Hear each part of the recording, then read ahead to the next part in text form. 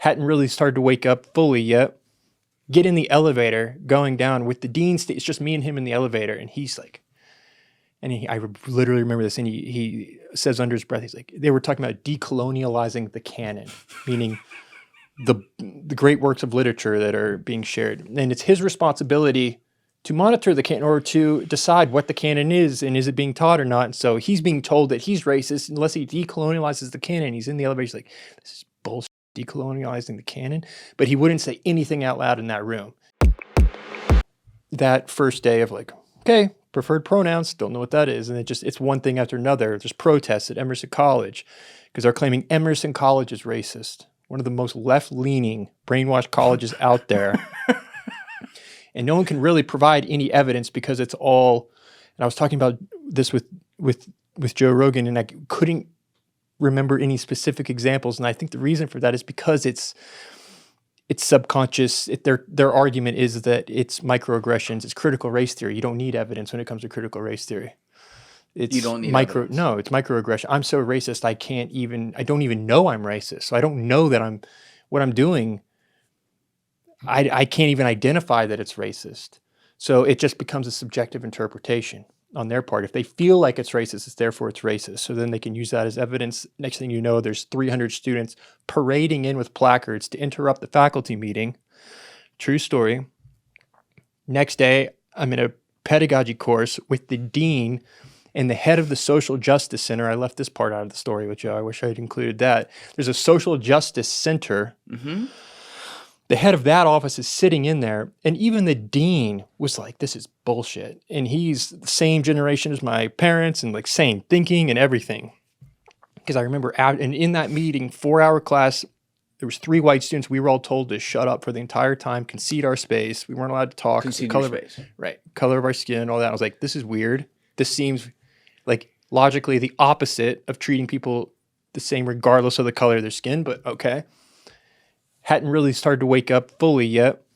Get in the elevator going down with the dean. It's just me and him in the elevator. And he's like, I literally remember this. And he says under his breath, he's like, they were talking about decolonializing the canon, meaning the great works of literature that are being shared. And it's his responsibility to monitor the canon or to decide what the canon is and is it being taught or not. And so he's being told that he's racist unless he decolonializes the canon. He's in the elevator. He's like, this is bullshit, decolonializing the canon.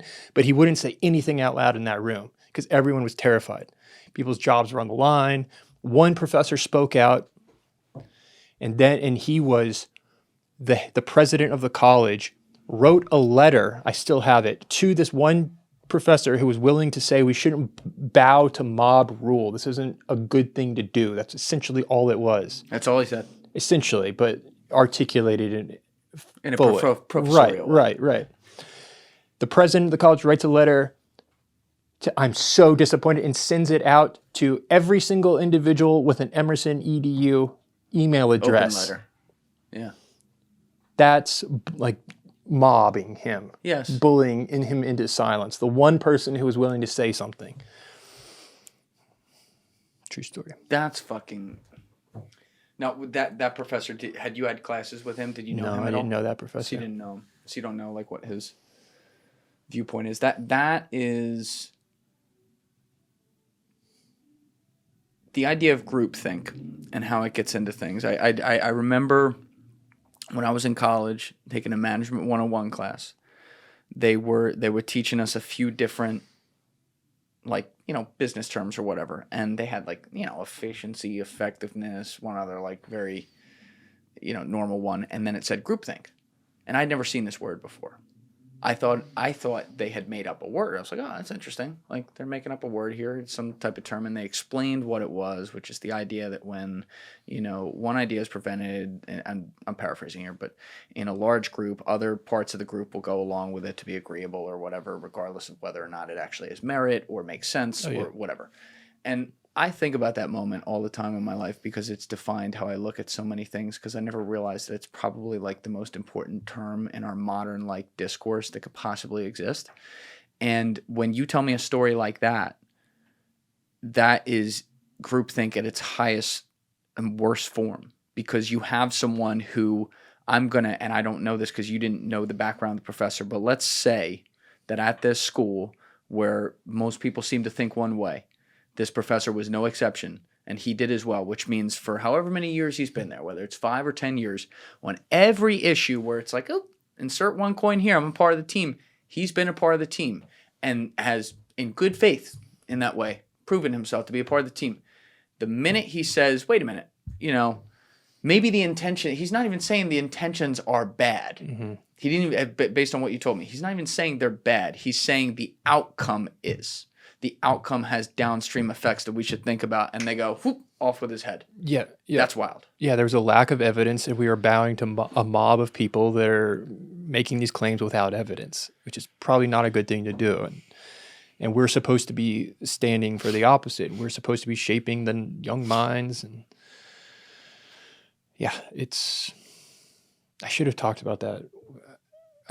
With Joe. I didn't. I gave like a half-baked version of that story, but it's just even crazier. Then afterwards, I was like, wait, there was so much more to that. And so I'm glad. You never say everything you want to say.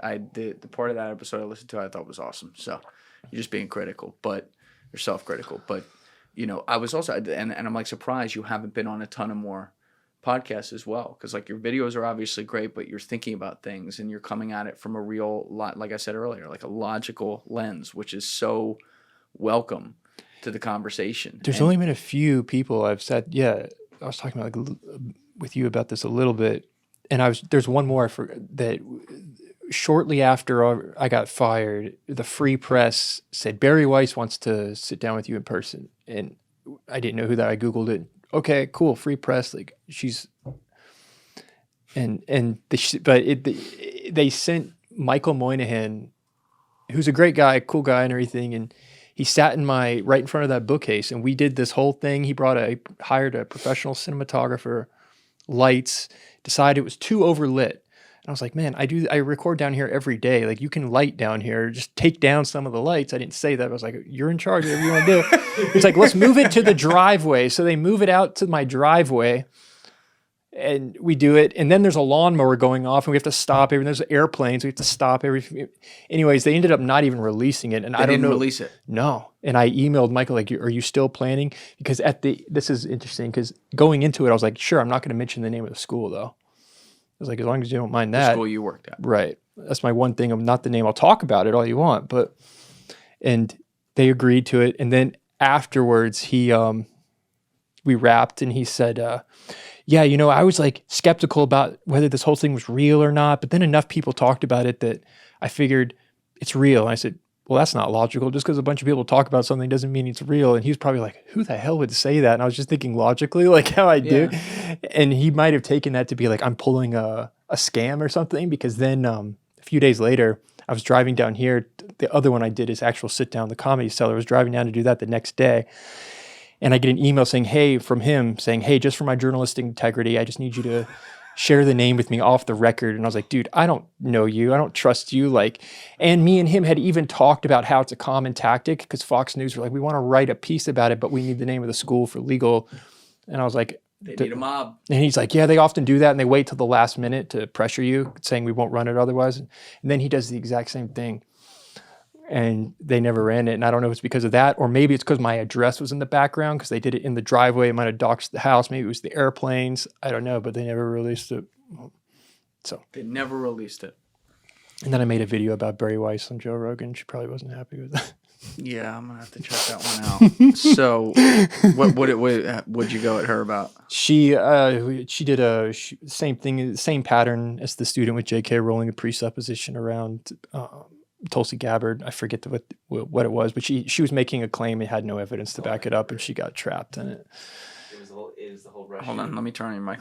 It was. I remember that video. It was about the whole Russian agent thing, and she was making the whole argument being that Tulsi Gabbard's a Russian agent on Joe Rogan, and Joe's like, I know Hillary. Tulsi. We're good friends, and she's like, she's an agent. She's a Russian agent. There's the proof. Go look at it. And then Joe's like, what?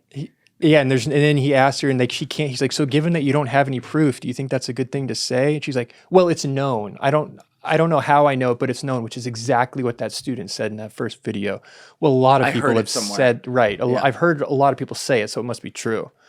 That's all I was trying to say to Michael. That I was like, dude, just because a bunch of people, I'm not lying about this, but Yeah. your logic is off. And he was probably like, probably not. That's so disappointing though that they didn't release It's, that. I mean, I went on to have, you can't complain when you get to sit down with Jordan Peterson for 2 hours later. So it panned out. What was that like sitting with him? That That's a guy was, that you really I deeply looked up respect. It's like one of those moments, that and Joe Rogan, those are two things I'll never forget. But it's interesting how I feel like sitting down with Jordan Peterson, I feel like that one went way better for some reason. Like Joe just has a different style, and it wasn't Joe at all. It was me. I feel like because with Peterson, there's this thing where he talks about you can feel when your words make you feel weak or strong. So I said, that's how I'm going to go into this. And I promised myself if I ever do get the chance to talk to Jordan Peterson, I'm just going to be like completely honest and he talks about that, just letting the cards fall where they may. Yeah. And that's the philosophy I took, is like no prep really or anything. And I feel like that made for a much better conversation given also the way that he psychologically can guide a conversation. And the premise, the framing of it, there was a better story as well. On Rogan's, most people watching that one are like, who is this guy? And I didn't talk really as much. He opens it up with, yeah, and you got fired. And I just kind of moved on from it, right? And that's what people wanted to hear about. Yeah. So then they're like, who is this guy talking about Heath Ledger and making movies and stuff? Because they don't know anything about it. So then it's less interesting. Here's the thing. You're like, it's funny. We were talking off camera before this, and you're like very self-critical and, watch everything you say. And I appreciate that a lot because you want to put the best foot forward. But people like when they see someone like you who makes very straightforward, very on topic, very niche type videos on one specific thing where you get to demonstrate your power of how you think. They like then learning about how that person got there. If they've seen the videos maybe, and those people seem to enjoy it, but it's like looking at it, and I shouldn't, Joe told me, he's like, don't read the comments, and he's right, but the person who is like, who is this guy? Like, I didn't do a good job of setting the stage or anything to then make that interesting, whereas the whole Peterson conversation, it was around that journey. So, and also with Rogan, there was no lead up with Peterson either. But I just like walked in, we just sat down, and I was like, "Whoa!" And you're on like the biggest podcast in the world, and it's pretty cool though. I'm glad he. I mean, we wouldn't have found you if I mean, maybe eventually we would have, but that's how we got turned on to it. I know a lot of people probably went to your channel. So you think it went okay? Yes. Yeah, I listened to like the first hour of it. Unless you listened to like all of it, right? Yeah, it was very good. You thought it was good? Yeah, of course. I thought. That's what made me interested. I was like, oh, this guy's thinking deeply about things versus reactive responses. I could tell because you take your time when you respond. It reminds me of that Keanu Reeves interview where they asked him a question, he just sat there, and then he answered. Or like, don't take this the wrong way, like Kanye was some moment, he's like, I'm going to take my moment. I'm going to take my moment. Wait. And I was like, I like that. I'm like, that's funny. This guy actually takes would have been better to say 3 years ago, but that's neither. No, I get what you mean. Because that's funny, because I thought I didn't take enough time on that one. Like with Peterson, I did, and that one I was just, but it was a lot of fun, man. It was a great conversation. I just feel like we were just shooting the shit, and most people are like, but it was a lot of fun. It was a moment I will never forget. And I feel like I didn't quite articulate that enough to him, just how much it meant to me either. I'm sure he got it. I'm sure because he sees what you're talking about. And there's got to be a piece of it from a philosophical standpoint that he's like, that makes sense. That like he listened to me coming up. You know what I mean? Because that is what the allure of him was when he was first coming up. It was just trying to stay strictly with what's the logic of the situation. Remove your emotion. What are the facts here? How can we best find them? And I think the political spectrum is different now, and I think everyone gets pushed in different ways. I don't think he's any different with that, but he's certainly a guy that from a deeper thinking perspective I've respected a lot in the past, and I think it's cool when the new era of that gets to, kind of cross-pollinate with him a little bit. He's getting so much hate right now, I guess. I don't know how much of that is real or not. Because I looked at the comments like I shouldn't have on, but it was funny. YouTube, do you look at your positive comments? Sometimes I try to, but I try to. But you're looking at it on Spotify, it was like all negative. And it's almost to the point where it looks like bots because I don't get it. There's with guys like him, I can't give you percentages. I can't sit here and give you the exact evidence of stuff, but there's no doubt that there's some unnatural Because things. how could there be such a discrepancy between YouTube and this other platform? I think that's a fair question. And I think that's probably, I mean, look at the attacks he's taken for so long. My biggest wish of Jordan Peterson, my biggest criticism of him has been one thing over the past few years: delete your fucking Twitter, because he reads everything and he comes at things like it's human nature. This is another one of those perfect situations of like, be very careful saying, if I were blank, then I would blank. I've never dealt with the kind of shit that he has dealt with now for Christ, like 9-10 years. It's been like a decade, right? So when you get pushed, it's like the physics law of life. For every action, there's an equal but opposite reaction. When that reaction is like this, human nature says you're going to punch back like that. And I think that he was so viciously, unfairly attacked, taken out of context, villainized, all these things. And now, while this is all happening, a lot of people were loving him. A lot of people were seeing through that, which I think sometimes we lose sight of, and he might be no different. But it got to a point where, especially from behind the keyboard, where people say, you know, fuck you, die. I think that got to him too much. And there's things in his Twitter that, to me, I'm like, damn. Like what? So I'll give you an example. It was actually one that hits close to home. He you know what I'm talking about.